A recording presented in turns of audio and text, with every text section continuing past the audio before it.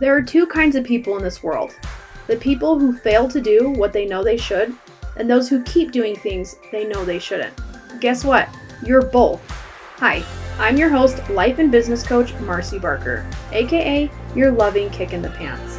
In this podcast, I'll teach you the 6 steps of my accountability code that will help you wake up with clarity and show up with aligned action steps that make follow through easy and peaceful. All right, let's jump in. Hello, my beautiful people.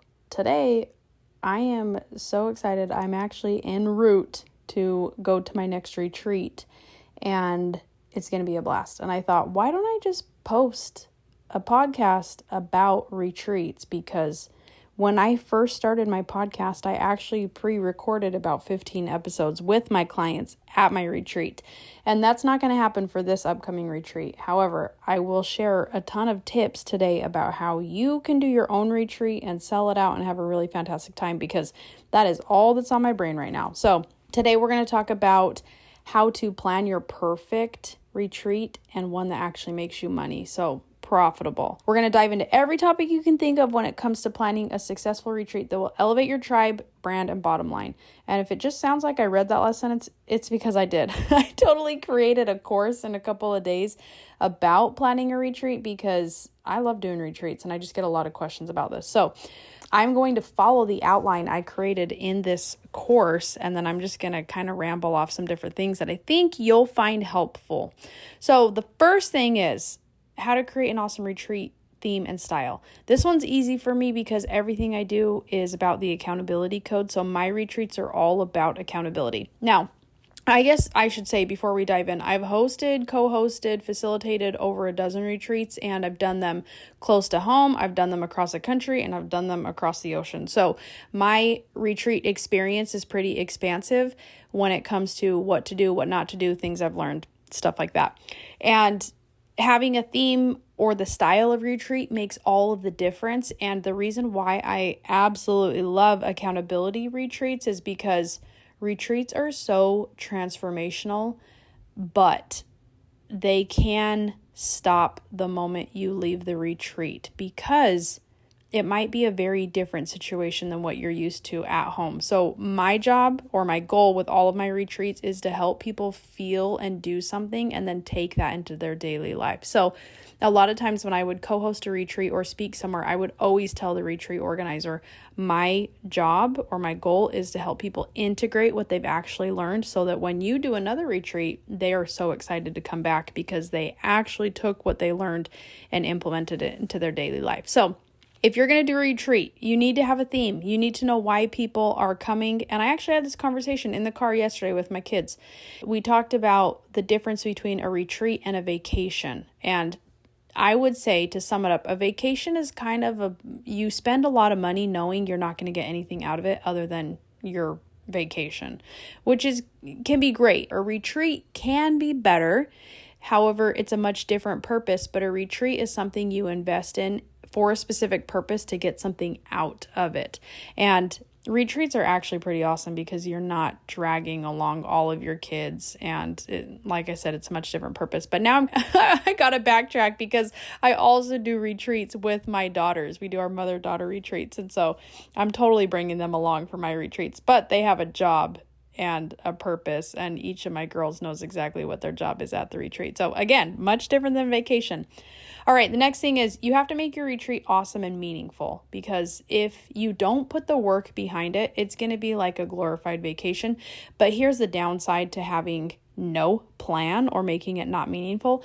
You kind of just became the event planner for all of your friends, and that is not fun. It's a lot of responsibility, and typically friends who plan their vacations for their friends don't get paid for doing it. So it's a lot of work for no return. So you have to have a reason why people would not only pay you to do their planning, but also why you should get paid extra money to put the whole thing on. The other thing you need to consider is a spot and date for your retreats. This one, people will say location, location, location, but I don't fully agree with that. I think that you get people in the right room with the right vibe for the right purpose. It does not matter where you are, because you're creating the sort of environment that is going to get you to that meaningful and purposeful outcome. So when you're planning the perfect spot and dates for your retreat, definitely don't do it over any holidays that is normally going to be a conflict for people. You want to find a day and time that obviously the weather is going to be great for what your activities are, and then find a date that's not already pinned by some big event in the area that you're going with. And that, honestly, it seems like a no-brainer. I hope that if you're planning stuff, you're not like, okay, let's do it the same week where everybody is in town for the Indy 500 or something like that. That seems like a no-brainer, but that's really what you got to do at the beginning, is to find a location and a date that's going to work for you to make all of your other plans around. Now, some people are like, well, I don't have the money to put up to rent a house until I sell tickets. So like, can I sell tickets and then announce the location? Like, you totally can. But one thing I do with all of my clients, I will tell you, I am so against putting on a retreat and losing money. Okay.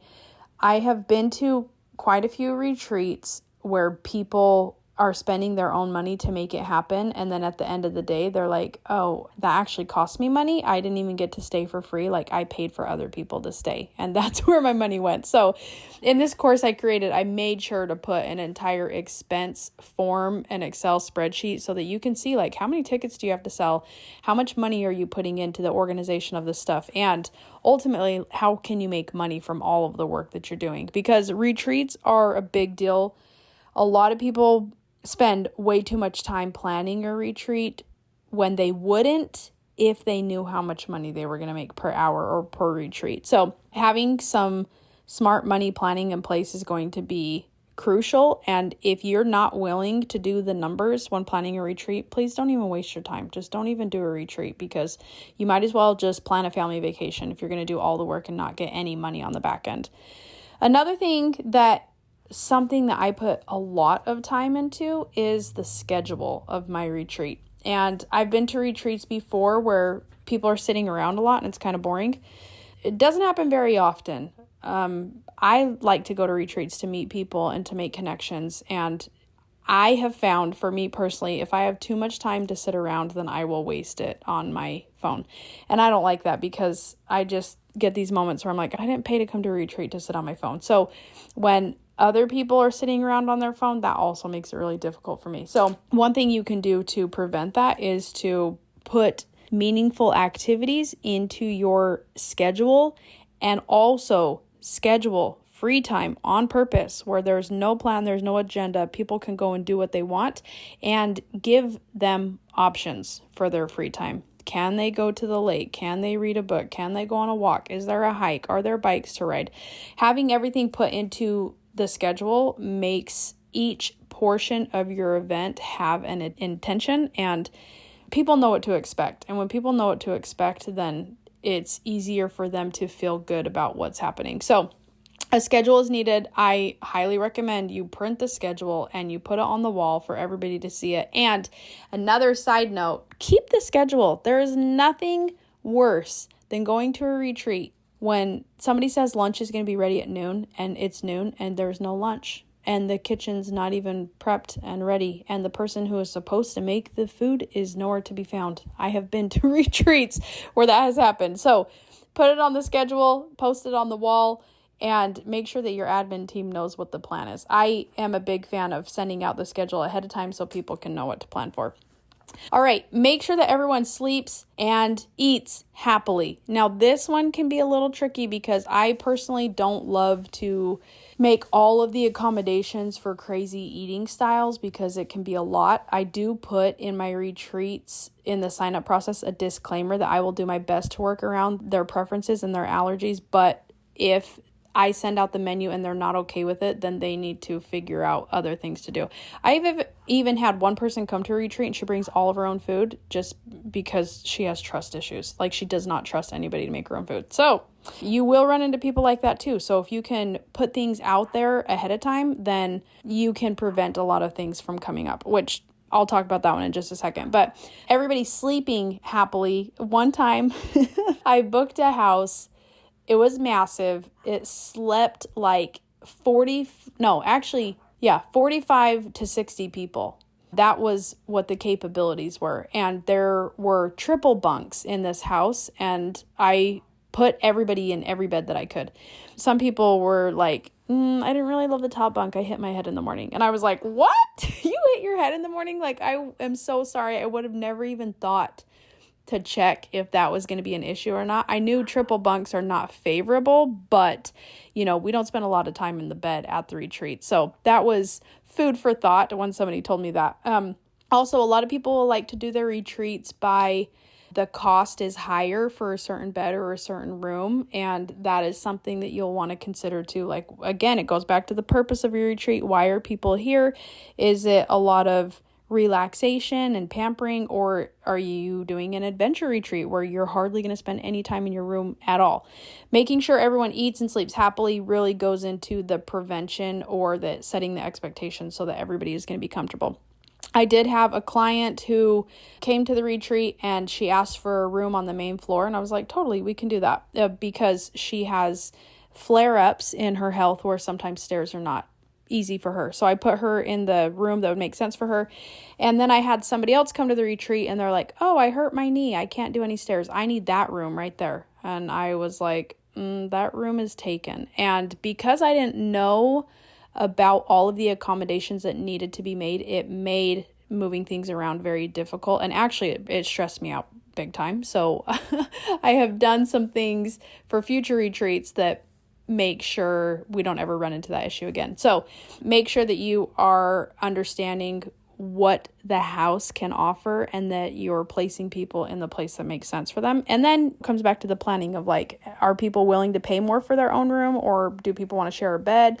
Honestly, when I attend retreats that I'm not part of at all, I will totally go for the cheapest option because I don't mind sleeping on a triple bunk or on the floor, because in my mind, that is, I'm grateful that I can do that. My body is physically able to do that without any problems. And so I see it as a bonus. It's a bonus for me. I get a discount because I can take care of my body, but I'm also not picky. So keep that in mind as you're planning.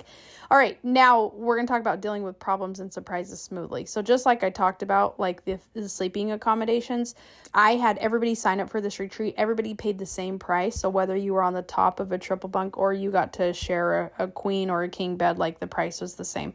So if you put your expectations out there ahead of time, then that makes things go more smoothly. And really, communication is what is going to solve most of your problems. And at the beginning of every retreat, when we come together as a group, I sit people down. And I actually learned this at a conference, and I was like, this makes a lot of sense. When issues arise, because they're going to, not everything's going to go perfectly all the time, is this conference organizer, he was like, hey, everybody be cool. Like, if the sound goes out, be cool. If you run out of water, be cool. Like, if your neighbor spills water on your table, be cool about it. Like, things are going to happen. And I was like, that is so smart. I'm going to tell people, just be cool. Be cool when things don't happen or it's not to your expectations or whatever. And here is the person you need to talk to if you can't be cool about it right now.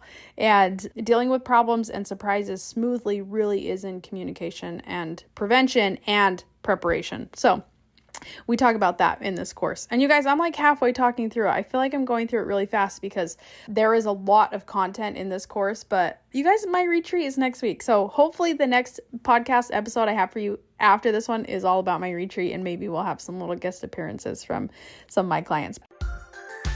Hey listeners, the message of waking up and showing up is yours for the taking. In fact, it's free. I've recorded my entire audiobook and I'd love for you to consume it between episodes. Head to marcybarker.com to get instant access to the accountability code Wake Up and Show Up. All right, let's jump back in. Okay, halfway through. The next one, spreading the word and getting people excited about your retreat. This is one of the most important that a lot of people don't put enough time into, and then their retreats are not profitable because they didn't sell enough tickets. Also, I have been invited to be a speaker at retreats, and then the organizers have just canceled it on me because they couldn't sell tickets. And I was like, that is really interesting. It's too bad. And with proper planning and communication, things could have been done to advertise the retreat properly. I've also co-hosted another retreat. It was in Costa Rica and tickets were like $4,500. And when I agreed to facilitate this retreat and to basically do everything content-wise, all of the workshops, all of the sit down time I was responsible for, and I said, hey, I can do this, but my clients are not used to paying $4,500 for a retreat, so I cannot be responsible for selling any tickets. And they understood, and their side of the business, they had a lot of things they were working on. They just kind of blew up. So this one particular retreat was just on the back burner. And I was like, how many people are coming? How many do I need to prepare for? And they said, we have one person. And I said, is this still happening or is this going to get canceled? And the organizer was like, this is going to happen no matter what, even if we lose money, because the person coming, she's been saving for a long time. I know this person, it's going to happen. So I was like, okay, that's totally fine. So I want you to know, like, if you do not have a marketing plan in place for your retreat, hire help, get help, because if you don't get that part right, then again, you're going into a very expensive vacation for other people that you don't earn any money on. And marketing your purpose and your intention and the reason, like, you have to speak to the right audience to get people to sign up and to buy into what you're doing. So in this course, we talk about different ways to do that, but even if you are in the midst of planning a retreat, or even if you need help selling something, like, book a free call with me and I am more than happy to go over marketing strategies and tips with you. But when it comes to planning your retreat, like, this needs to happen months and months in advance so that you are putting down the money for different things at the right time. Now, another thing that's in here is checking how well your retreat went and growing from it. This is one of my favorites because just like with accountability, anything you do, you will never know how you do with something until you actually do it. So you can guess about all the outcomes about your retreat, but until you actually hold a retreat, you can never gather real feedback. One of the things I learned from doing a retreat and putting out a retreat feedback survey, somebody was like, I cannot share a room with somebody who has a CPAP machine. That made my whole experience not great. And I didn't know to think about that at all. And this person also didn't know to think about that ahead of time because she had never had that experience. And so now it's something that we talk about. Like, who are you going to share a room with? I have stayed at a retreat with somebody who wants white noise on and they keep rain on the whole time. And I did it twice. I have since said, I'm not doing that ever again. Like, I love you as a person, but I will never share a room with you ever again. And again, we won't ever know that information until something happens. So in this course that I put together, we talk about how to effectively gather feedback on your retreat that's not going to kill your spirit, I should say. You know, feedback, asking for feedback is a skill and it takes practice, but you can also be really good about asking for feedback in a way that's going to give you the relevant information that you actually need and not everybody's grimes about every single piece of the retreat that it's not part of your purpose. So we talk about that. Keeping the fun going after the retreat is something that I don't think a lot of retreat organizers prepare for, and maybe it's just because it's not the purpose of their retreat. But like I said earlier, when I would talk to retreat hosts about me being involved in their retreat, I always told them I can help retain people and make them excited to come back because they've actually integrated what they've learned. So that is kind of one of my strong suits, and that's also a reason why I do kickoff retreats. So this retreat coming up is a kickoff retreat to my 8-week accountability program. And what makes this so cool is that we really do keep the fun going after the retreat. Like, there's people who are still best friends with the people they met at my retreats, and that's because I set up a system and a process for them to easily communicate. And also, that reminds me, I went to a retreat one time and it was a great retreat, and the coach was like, okay, here's my plan. You guys can sign up for my program. It's $2,000. And from talking to her afterwards, months afterwards, I found out that nobody had signed up for that thing. And I think one thing that really hurt that pitch was somebody else at the retreat was like, everybody, we should get together and do like a secret Santa gift exchange and a Thanksgiving party and blah, blah, blah.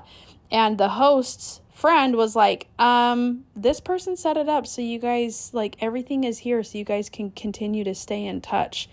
Because it wasn't clear in the expectations, or it wasn't made known how the fund was going to keep going after the retreat. Like, that's one reason why she didn't sell anything. And I think another reason why not much happened. I think maybe some people did like a gift exchange afterwards. I didn't participate in it because fun fact about me, I don't really care about material things, so just everybody exchanging gifts is not that fun for me. I would just rather go buy myself something. I would love to buy myself an experience. I do care about experiences. I don't really care about items. Anyway, side note. Okay, the other thing I want to talk about is having adequate insurance coverage and contracts. This is a super important one, and I learned this with my last retreat when I put a lot of heavy expenses into my retreat. Like, I had a video made. I had a videographer come and make a video. I also had a very specific marketing plan with a pitch, and I wanted to make sure that everybody who came to my retreat, they were not there to scalp my clients, because I've been to retreats where people do their marketing and they make sure they get everybody's contact information, and then they use that group of people to start marketing their stuff too, which I don't think that's necessarily wrong, but I think it has its place. And because I was aware of it, I could put that into my contract, that people would understand that they are in no way able to market themselves or advertise their services or try to gain clients at my retreats. So having that in a contract is important. Also having a liability, or what is it? I can't think of the word. Like, a photographer can't take a picture of you unless, a media release.